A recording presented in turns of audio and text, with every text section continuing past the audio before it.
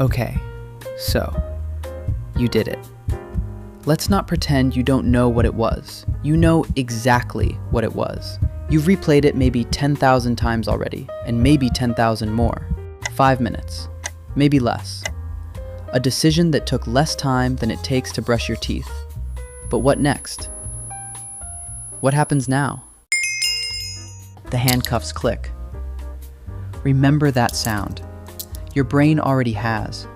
It filed it somewhere permanent the moment it happened, and you'll hear it again at 2 a.m. on a Tuesday, years from now, in a room with no bars, completely alone, and your eyes will open and your chest will just do that thing. You don't know that yet. You will. They put you in the back of the car, hard plastic seat, hands behind you, no comfortable way to sit. The drive is 11 minutes. You count every single one of them. At the station, they take everything: wallet, keys. Your phone goes into a Ziploc bag on a shelf. And something about watching that happen, watching your entire life get sealed in plastic and just set aside, hits different than you expected. They photograph you. They fingerprint you. Not just any database, the FBI's national database. Every law enforcement agency in the country. Forever. No expiration date. Your fingerprints now live in a federal system longer than you will. Then the holding cell. Fluorescent light that never turns off. Metal bench. Toilet in the corner with no walls around it. 2 other people who are not interested in talking. Every time a guard walks past and says your name, your heart just jumps. You think someone is coming. That this is the part where it gets fixed. That someone paid the bond. Nobody comes. That first jump of hope when you hear your name. Then nothing. It happens 4 times before you stop jumping. You'll remember the exact number. 4. You see a judge. Bail gets set. If someone who loves you can make the number you walk back into the daylight that feels kind of wrong on your skin, too bright, like the world got the temperature slightly off. But before a single jury has decided anything, your mugshot is already on the internet. Legal websites, entirely legal. They post arrest records publicly and charge you hundreds of dollars to remove them. You didn't know that industry existed. Welcome. Your lawyer costs $300 an hour. The full case runs $30,000 minimum. If you can't cover that, the court appoints a public defender, who is probably brilliant and is definitely carrying 69 other cases right now. You are case 6-7. Months pass. Hearings, continuances. Show up. Wait. Come back Thursday. Wait. Come back next month. There is a hum now underneath everything. Low. Constant. You wake up to it. You fall asleep to it. It never fully stops. The day arrives. The judge looks at you. Says a number. The number is years. Your brain kind of shuts it down for a second. Muffles the volume. Softens the edges. Because if it let the full weight of that number land all at once, something would break that couldn't be unbroken in a public courtroom. The number is real. You are about to spend a very long time understanding exactly how real. First day. They give you bus shoes. Slip-on shoes issued to every new arrival. They mark you immediately.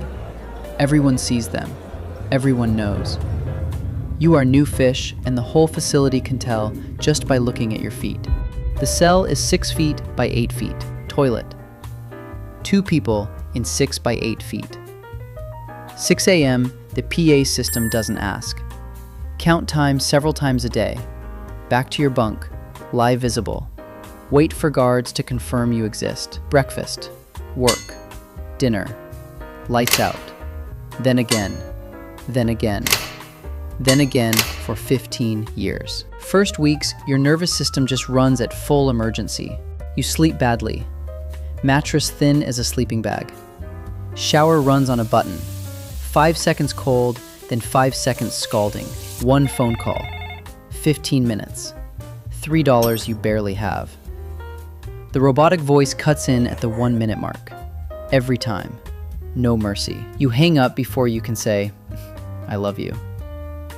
You lie in your bunk that night, thinking about that one sentence you didn't get to finish. Your kid was 7 when you came in. You think about that too. Months pass. Then more. And that's when something shifts. Not the way you'd expect. The place that felt like a 5-alarm emergency starts to just level out. The brain finds pattern in the schedule, builds something inside the constraint of this place, because drowning is the only other option, and you don't drown. You work out. You read. More books in 2 years than the whole decade before. You get your GED. Maybe a degree. You find your rhythm. You find people. You build something that resembles a version of a life. Hold that. Save it. You'll need it later. Later is going to be harder than this. Year 5. A bus arrives on a Tuesday. Buses arrive all the time. Nobody looks up anymore, but this one moves through the facility like weather. Word travels faster than the bus does. Every block already knows who's on it. You don't recognize the name at first. Then someone says his other name, the one from the news. He comes in the way famous people always come in. The outfit that erases everyone equally, except it doesn't erase him. Because his face is his face. And his face has been on television. People who haven't spoken since 2020, suddenly having conversations near his block. You watch from a distance. Something almost impressive about it. Day 4, shower block, early, before the rush, the way you always do it. 3 guys come in behind you. You hear them before you see them. You know 2 by name. You know their reputations. Their reputations require a specific mental calculation very quickly. What do they want? What happens if you give it? What happens if you don't? They want an introduction. They're smiling when they ask. You also notice the soap on the floor.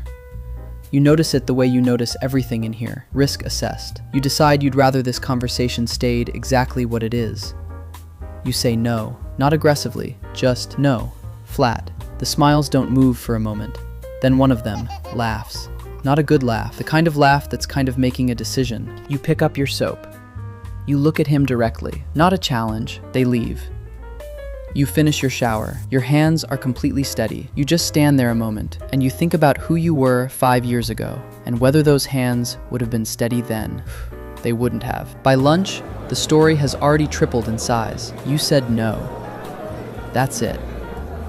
But no, said the right way, in the right room. In here, that's a whole paragraph. The famous arrival hears about it. Across the cafeteria, 2 days later, he sends a nod your direction. Not a wave, not words, just the specific angle of a chin that means, I see you. I know what that cost. Respect. You nod back. 6 combined seconds. No witnesses who could explain it to anyone outside, but 6 seconds between the right 2 people in here can rewrite your next decade. For the remaining 10 years of your sentence, that specific category of problem, the kind that finds people in shower blocks at 5:45 a.m., never finds you again. Somewhere around year 3, your youngest sister stops visiting. No announcement, no conversation, just fewer visits, then none. You understand it. Understanding it and being okay with it are 2 completely different things, and you are only one of those. Your kid turns 14. You find out in a letter. The calls home get shorter. Not because you have less to say, because the distance between your daily reality and theirs has just become too wide to bridge in 15 minutes. Your mother's voice sounds older every year. You track it. You can't help tracking it. Your mother died in year 11. You attended the funeral in handcuffs, with corrections officer on each side. People who hadn't seen you in a decade looked at you and then looked away. You stood at the grave for 4 minutes before they said it was time. 4 minutes. You counted. 15 years. They return your property. Ziploc bag. The phone from 15 years ago. The model doesn't exist anymore. You hold it like someone handed you something from an excavation. A lovely excavation. $50. Federal gate money. You walk outside. The sky is enormous. You genuinely forgot how big the sky was. Not metaphorically, literally. You stand in the parking lot and just look up. And the scale of it does something to your chest you won't be able to describe to anyone who hasn't felt it. You have 72 hours to report to your parole officer. When you went in, people printed directions off MapQuest. Now the phone in every stranger's pocket tells them exactly where they are in real time, before you called a cab. Now you press a button and a stranger's Honda appears in 4 minutes. Before Blockbuster still had locations, the entire industry ended while you were gone. A pandemic happened. The whole world locked itself in houses for a year. You weren't there. You were somewhere with windows that didn't open. You stand in front of a self-checkout machine at a gas station, stare at it for 30 seconds. The person behind you sighs. You buy water. $2.79. You stand outside holding it, just trying to process the number. Your neighborhood has a coffee shop where the corner store used to be. $7 for a latte. You need somewhere to live. Every landlord runs a background check. The felony surfaces. The application just disappears. Formerly incarcerated people are 10 times more likely to be homeless than everyone else. You call your brother, sleep on his couch. You are 43 years old and grateful for the couch and humiliated by the couch. And both of those things are completely true at the same time. You need a job. The background check happens. The employer calls once and then doesn't call again. You apply to 17 places, hear back from 2. One is a car wash. $13 an hour. You take it. You are grateful. You hate that you are grateful. You show up anyway because going back is not an option. Your kid is 22 now. A whole life assembled in the years you were gone, built without you. You call. They answer. Sometimes. The conversation is polite in the specific way that conversations are polite when two people love each other and just don't know how to talk anymore. You were supposed to be there for things. The first heartbreak, the first car, the fears that only come out at 1 a.m. when you need a parent. Someone else was there. Or no one was. Either way, not you. 5 years out, parole ends.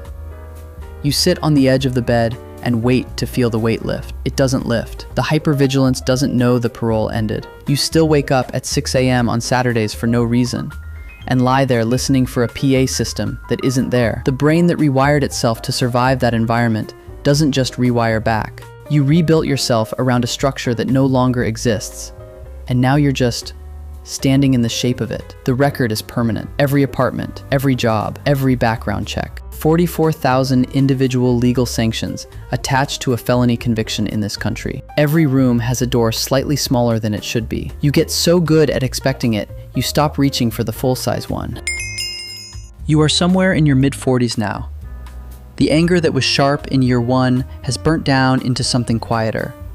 The shame worn smooth. You carry it the way you carry a bad knee. Always there, worked around, never gone. You think about the decision, the 5 minutes. You've thought about it so many times. The most honest answer you've ever managed is that you just weren't thinking. Not really. Not in any way that deserves the word. And somewhere tonight, somebody is standing exactly where you were standing, making exactly the calculations you made, feeling the same particular electricity of a decision that hasn't happened yet, that still feels reversible. It isn't. Neither was yours. You've been counting since the handcuffs, minutes in the holding cell, times a guard said your name, days since a visit, minutes at your mother's casket, phone calls cut short before I love you, first steps your kid took that you weren't there to count. You still count. Out here, free. You still count. The crime took 5 minutes. The receipt took everything else.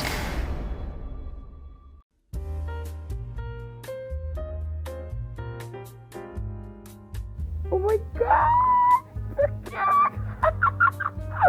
Oh. Should I keep this in the video? Oh god, it's so bad not to keep it in video. Oh, I have to end. Oh, wait. Should I animate it?